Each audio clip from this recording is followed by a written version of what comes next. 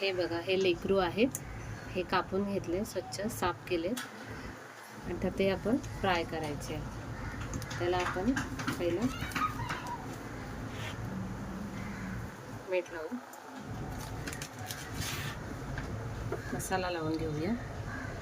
हा आमचा घरगुती मसाला. 1 चमचा हळद, धना जिरा पावडर, कलर येण्यासाठी मसाला, थोडंसं हिंग आणि कोकमचा रस. आता हे सगळं मिक्स करूया आणि मस्त फ्राय करूया. आता आपण लेकरू मच्छी फ्राय करून घ्या. तेल तापलेलं आहे. इथे मी तांदळाचं पीठ, त्यात थोडं मीठ टाकलं आहे.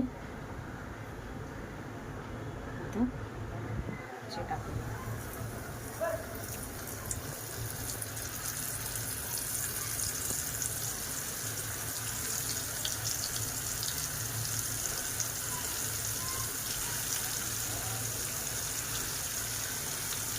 जेवढे आपले बसतात तेलामध्ये तेवढे टाकायचे.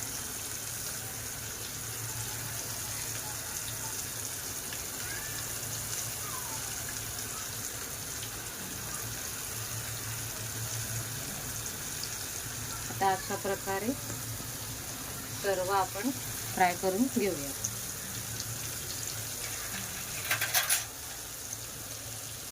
हे बघा, आपले लेकरू फ्राय झालेले आहेत.